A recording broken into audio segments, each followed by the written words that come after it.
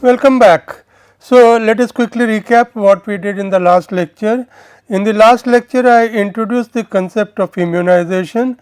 Whenever a person, an investor invests in a bond, he becomes sensitive, or his returns become sensitive to changes in the market interest rates. For example, if the market interest rates increase, then the return that he would derive from the reinvestment of his coupons would increase on the one hand, but on the other hand the capital gains that would accrue to him on the liquidation of the investment would decrease. So, these two forces operate in opposite directions. For example, as I have just mentioned, if the interest rates increase, then the reinvestment income increases, but the capital gains decrease, and converse is the process if the interest rates decrease. Now, the increase in the reinvestment income or the decrease in the capital gains or the inverse thereof depend on the period of holding of the investor. If the investor holds a bond for a long period, pretty close to its maturity, then what will happen is that the reinvestment income will increase significantly, but the decline in capital gains would be small, because there would be fewer discounting periods remaining to the maturity of the bond. The converse would be the case if the bond is held for a very short period of time. The reinvestment income may increase only marginally, but the decline in the value of the bond, decline in the market price of the bond would be substantial due to an increase in interest rates. The inverse phenomenon operates in the case of a decrease in interest rates. So, the bottom line is that these two effects, number one, these two effects tend to annul each other, tend to cancel each other, and number two, the extent of annulment depends on the holding period of the bond. Then we mathematically arrived at a conclusion that if you hold the bond, if the investor holds the bond for a period which is equal to quantity defined as the duration of the bond or termed as the duration of the bond, then the change in the reinvestment income exactly nullifies the change in the capital gains, and as a result of which the overall return to the investor remains approximately independent of these small changes in interest rates. So, that was the basic principle of immunization. Then I moved over to an example, and this was the example that I was talking about. Let us recap this example once again, or at least a summary thereof. It is very instructive. So, let us recap this. So, we are considering a 12% annual coupon bond of a redemption value of 1000, which is also its face value, and the bond's maturity is 25 years. The t equal to 0 interest rates YTM are 16.65%. At this YTM, the current market price of the bond works out to 726.66, and the duration of the bond works out to almost exactly 7 years. So, this was the substantive features of the example that we were considering towards the end of the last lecture. Let us continue from here. Therefore, if interest rates do not change and a party, say A, gets invested in this bond at t equal to 0 when the market interest rates are 16.65% at a price of 726.66, then and if all the coupons are reinvested at the YTM of 16.65%, and either the investor holds the bond, that is A holds the bonds up to its maturity, or if he liquidates the bond prior to maturity, he liquidates the bond at the same YTM of 16.65%, then he gets a return of 16.65% on his investment. Let me repeat. If an investor invests in this bond at t equal to 0 when the market interest rates are 16.65% and the price is 726.66 as I mentioned just now, and if the coupons, intermediate coupons that the investor receives, that A receives, are reinvested at the YTM of 16.65%, and either A holds the bond up to its maturity, or if A does not hold the bond up to its maturity, liquidates the bond at an earlier point in time, then he liquidates the bond at a YTM of 16.65%. In either of the two cases, either of the two scenarios, the return earned by A would be be 16.65% on his holding.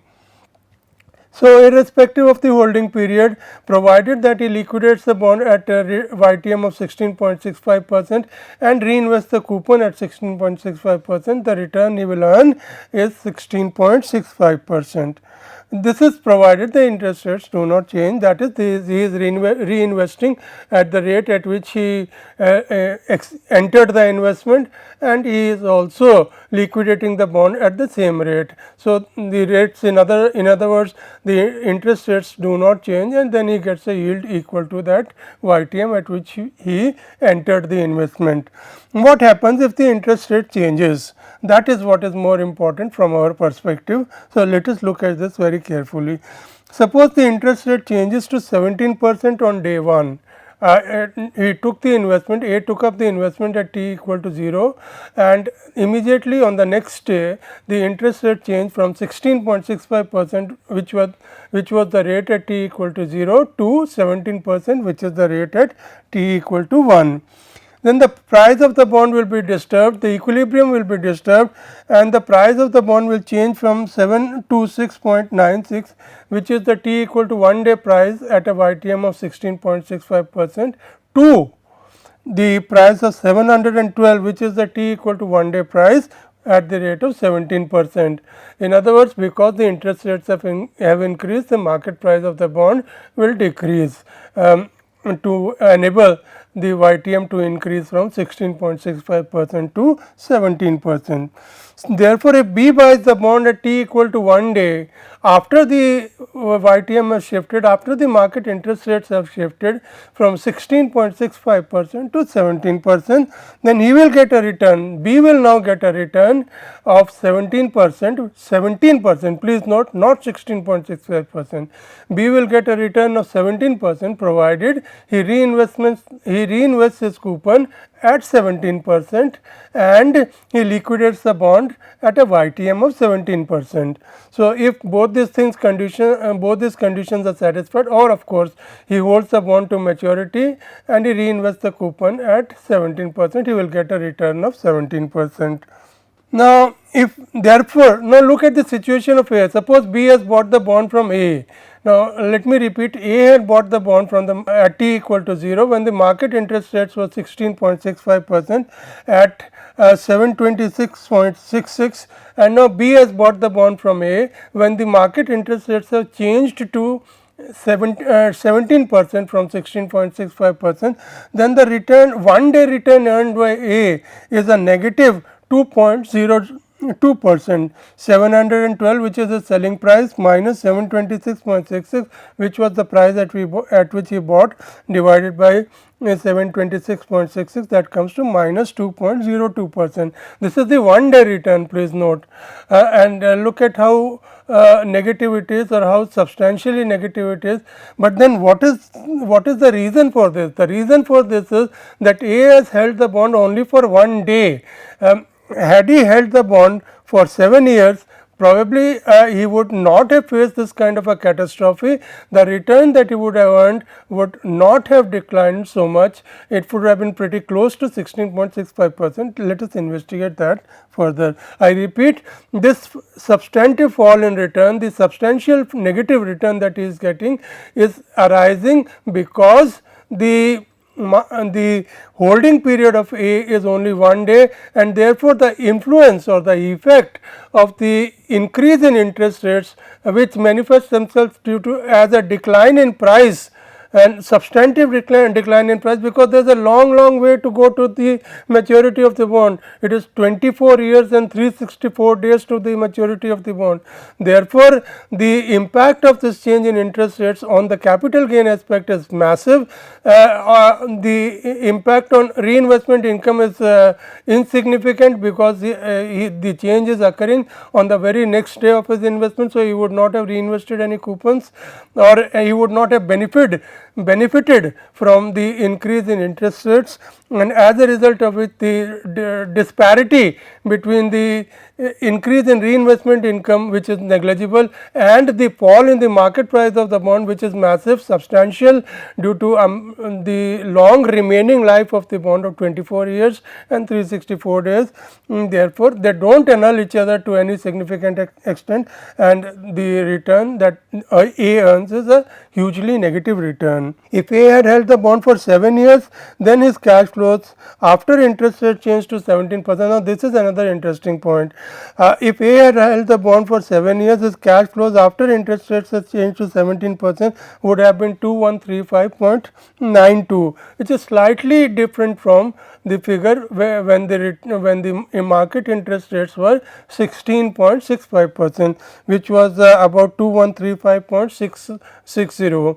So, a very small difference has arisen between the two total cash flows if A had held the bond for 7 years. And if A had held the bond for 7 years, the return he would have earned would be close to 16.65% as he had originally envisaged. So, if A's holding period was 7 years, and due to the increase in rate from 16.65% to 17%, A would have reinvested coupons at this higher rate of 17% and hence got higher reinvested income. A would have lost out a little bit on the capital gain side due to the increase in interest rates and the fall in the market price at t equal to 7 years, because the YTM now has the YTM now on the bond has to return a figure of 17%. So, but the important thing is, if A had held the bond for 7 years, these two effects would have almost exactly annulled each other, and as a result of which A's return would have stood at 16.65%, which was the t equal to 0 return envisaged by A. This is the figure. Now, figure is very instructive. You look at the point, look at this figure here right at the bottom of this U, and you find that it is quite flat. It has a flat bed. This figure increases on both sides pretty much like a U curve, and right at the bottom it is substantively flat, and that means that if there are changes in interest rates to either side of 16.65% around this flat portion of the curve, then the total cash flows do not change much. Now, what about B?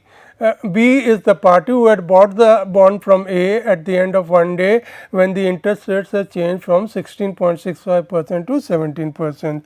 Now, because B had bought the bond at a YTM of 17%, he would get a return of 17% provided he reinvests the coupon at 17% and he liquidates the bond at a YTM of 17%, or he holds the bond up to the maturity of the bond. In either case, if he reinvests the coupon at 17% and either he liquidates the bond at 17% YTM or he holds the bond to maturity, he will get a return of 17%. However, if the interest rates change again, now this is another interesting point. If interest rates change again, he will not be immunized if he holds a bond for 7 years.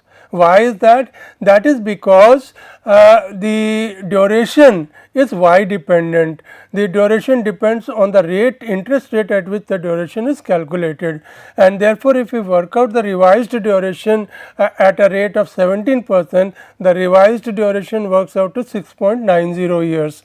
Therefore, in order that y gets immunized or y immunizes himself from small changes in interest rates, he needs to hold the bond for 6.90 years and not 7 years or maybe 6 years and 364 days. In either case, he would not be perfectly immunized. Perfect immunization will occur only if he holds the bond for its duration, which is 6.90 years. Therefore, he needs to hold the bond for 6.90 years to be fully immunized. So, there are two things worth noting here, two takeaways from the above example. For interest rates which are close to the YTM, that is 16% and 17%. The variation in cash flows is very small if the bond is held for its duration, and the second point I will come back to in a minute. But before I get back to the second point, certain caveats, certain things that we need to be careful about when we talk about the duration or when we use duration for the purpose of management of bond portfolios. Number one, if there is a large change in interest rates, then the independence or the immunization will not hold, since the flatness of the curve extends only for small regions above around 16.65%. You can see this from the adjoining figure on the right hand side of the screen, that if there is a large change in interest rates, this protection, this flatness does not hold. The flatness, that is the bed of this particular figure, is around 16.65%, but it extends marginally to the left and right hand side. You may say a few basis point to the left and a few basis point to the right of 16.65%. So, the immunization will hold only if the interest rates change in that region. If the interest rate change significantly, say by 2% or 3% on either side of 16.65%, the immunization will not hold. And this is because duration is a linear measure. Basically, we have talked about that in a lot of detail. The second thing is, because duration D is y dependent, if we use a different interest rates, we get a different duration. If duration, as I mentioned a few minutes back, duration depends on the interest rate at which it is calculated, and for a different interest rate we get a different duration.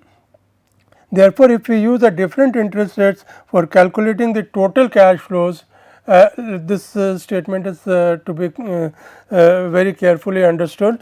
If we use a different interest rate for calculating the total cash flows, but calculate the total cash flows at t equal to 7 years, we shall not be calculating the total cash flows at the bond's duration, and therefore, the immunity will not hold. And this is very important. As I reiterate again and again, duration depends on the interest rate at which you are calculating it.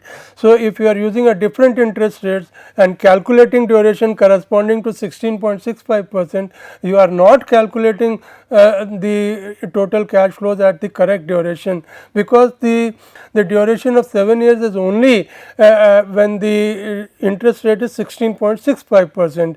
If the interest rates are different, let us say if the interest rate is 11%, the duration comes to 9.25 years. So, if you calculate total cash flows for 7 years at the rate of 11%, you are not calculating the total cash flows at a point which represents the duration of the bond at the YTM of 11%, and therefore, the immunity will not hold. If the interest rates are 11%, then the duration is 9.25 years, and therefore, the total cash flows for immunization need to be worked out at 9.25 years. Here is the example, continuation of that example. If we use the interest rate of 11% and calculate total cash flows for 7 years, we get 2251. However, if the interest rate changes to 12%, the total cash flows change to 2210. So, there is a substantial change in total cash flows of about 41 units when the interest rate change from 11% to 12%, and the holding period is 7 years. Why is that? This is clearly because you are not working out the total cash flows at a point in time which represents the duration of the bond at the interest rate at which you are working out the total cash flows. The total cash flows are worked out at 11%, but the duration is not 7 years at 11%, it is 9.25 years. So, you have to work out the total cash flows at 9.25 years, and then you will find that the change in total cash flows is very marginal for change in interest rates from 11% to 12%. So, this is an important feature of duration. And then there is another feature of duration, that when we worked out the duration, when we mathematically espoused the concept of duration, worked out the definition of duration mathematically, we found that the second derivative of total cash flows with respect to y is positive. And what does that mean? That means that the total cash flows at the point t equal to duration represent a minima at the given interest rate. In other words, if I work out the total cash flows of my bond at 16.65% for 7 years, this would represent a minima of the total cash flows, the local minima of the total cash flows. I repeat, if therefore the total cash flows will increase on either side of 16.65% for a holding period of 7 years. That you can see from this figure as well. This is a blow up of the earlier figure, and you can see that as the cash flows move either to the left or to the right of 16.65%, the total cash flow figure tends to increase. This is as I mentioned, this implies that the total cash flows at the point of duration, at the interest rate corresponding to that duration, or the duration corresponding to that interest rate, represents a minima of the total cash flows. Therefore, total cash flows increase at rates other than the YTM of 16.65% for a 7-year holding period, but then the sensitivity of the interest rate change also increases. As you saw, when the interest rate changed from 11% to 12%, the change was a change in total cash flows was of the magnitude of 41 units. However, when the interest rate changed from 16% to 17%, the changes in total cash flows was just about 1 unit. So, that shows that when you work out the total cash flows at the duration corresponding to the given interest rate, corresponding to the current interest rate, you do get immunized. But there is another point, any benefit to the investor corresponding to the increase in cash flows will obviously operate to the detriment of the issuer of the bond. It is a zero sum game. Suppose that YTM at t equal to 0 is 11% and you hold the bond for 7 years, then your total cash flow, as I mentioned just now, is 2251, and if the interest rate is 12%, the total cash flow changes to 2210. This is because the duration at 16.75 for 7 years is not the same as the duration at 11%, which is 9.25 years. So, when you are working out the total cash flows at 7 years at 11%, you are not working out the total cash flows at the duration of 11%, which is 9.25 years. So, although the total cash flows are higher, the variation in total cash flows corresponding to marginal changes in the interest rate around that figure of 11% is also substantial. Therefore, the sensitivity of the total cash flows is more, and the risk element is more, and this is compatible with the maximum that expected returns and risk move in tandem. If the expected return is less, the risk is less, and vice versa.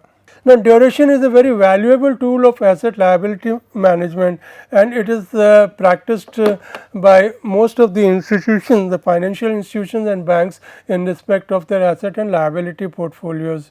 In fact, it is more appropriate for these kind of institutions to manage the duration of their asset and liability portfolios to match the duration of the asset and liability portfolios rather than matching the maturity of those portfolios.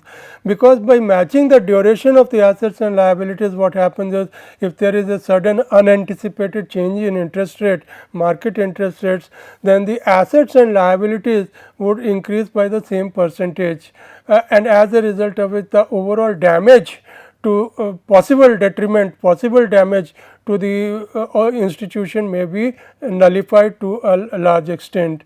So, this duration concept is a very valuable tool for asset liability management of financial institutions. I repeat, if the assets and liabilities of an institution are matched, then what happens is, if there is a marginal increase in interest rates or decrease in interest rates, then the percentage change in the asset portfolio and the liability portfolio would be very close to each other, and therefore, the overall change in the asset liability structure would be minimal. Duration of zeros. Now, zeros are instruments, zeros are zero coupon bonds or bonds which do not provide any coupon payment, which are either issued at a discount and redeemed at face value, or issued at face value and redeemed at a price above face value, at a value above face value.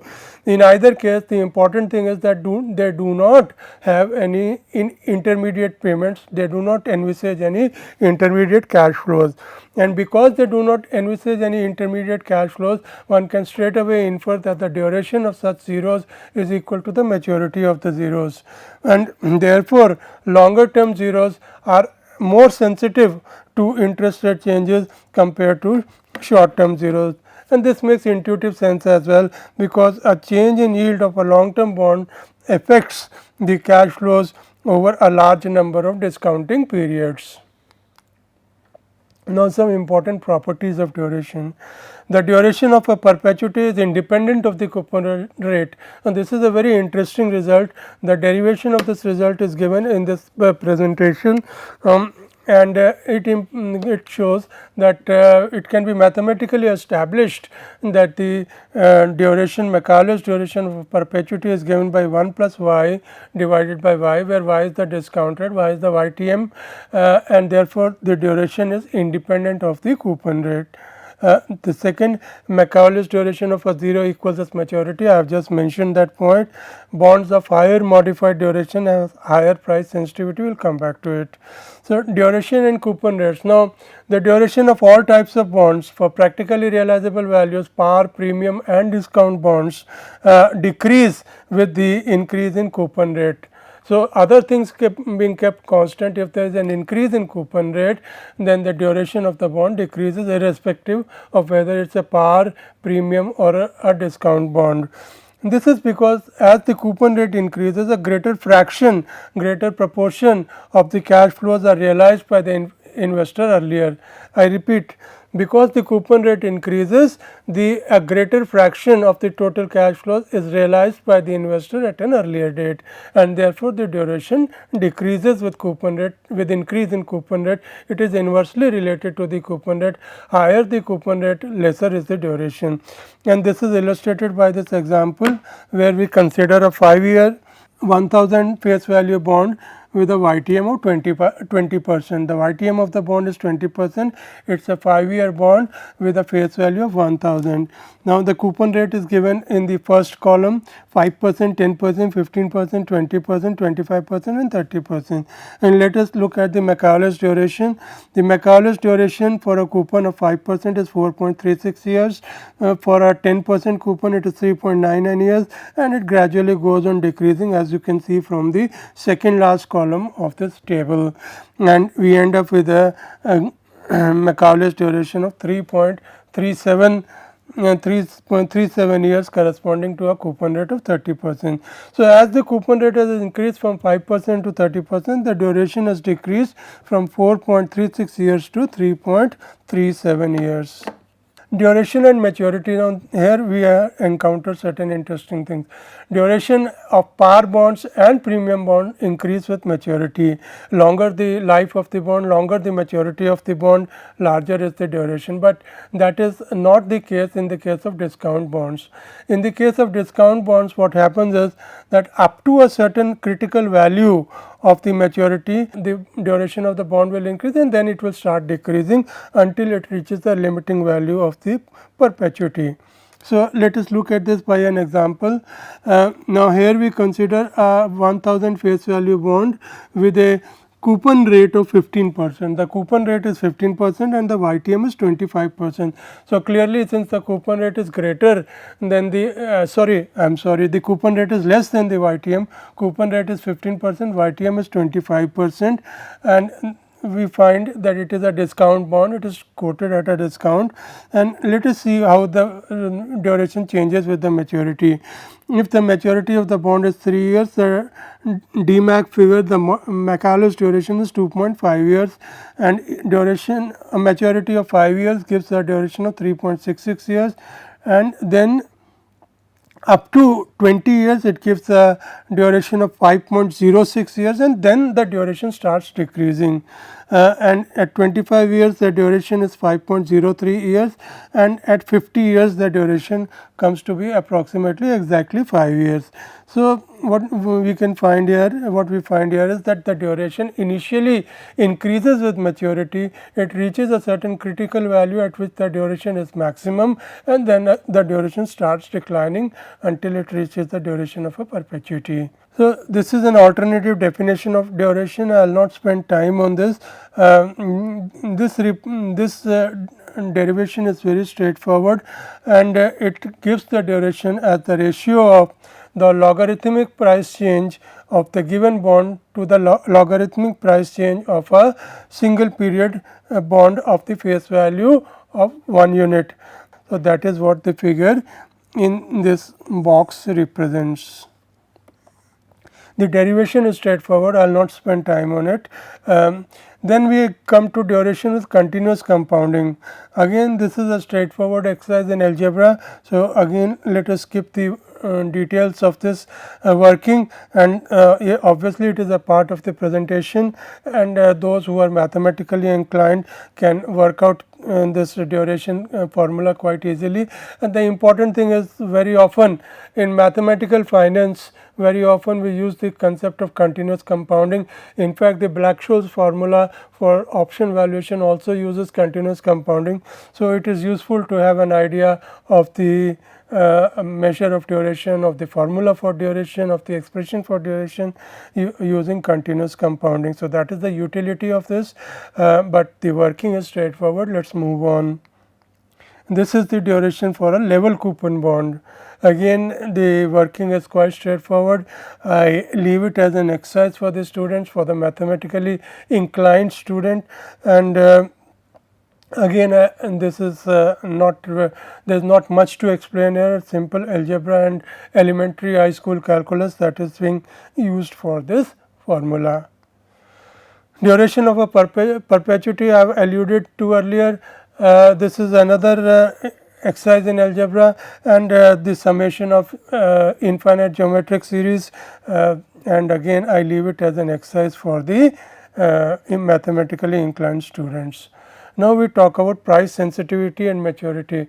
Now, before I move on to the issue of price sensitivity versus maturity, let me recall that price sensitivity of a bond is synonymous with what we referred to earlier as the dollar value per basis point dV01.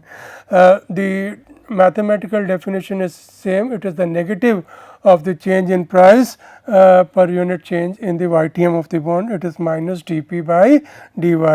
The slope of the yield price curve at the given point gives you the price sensitivity or the dollar value per basis point, minus or the inverse negative slope, let me call it.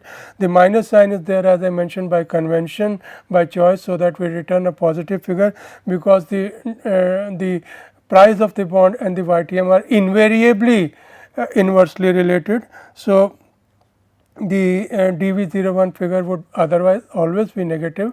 So, to avoid that cumbersome use of the minus sign again and again, we introduce a negative sign in the definition itself. So, price sensitivity is equal to dV01, the dollar value per basis point, which is equal to the negative slope of the yield price curve at the given point, which is equal to y and dP by dy.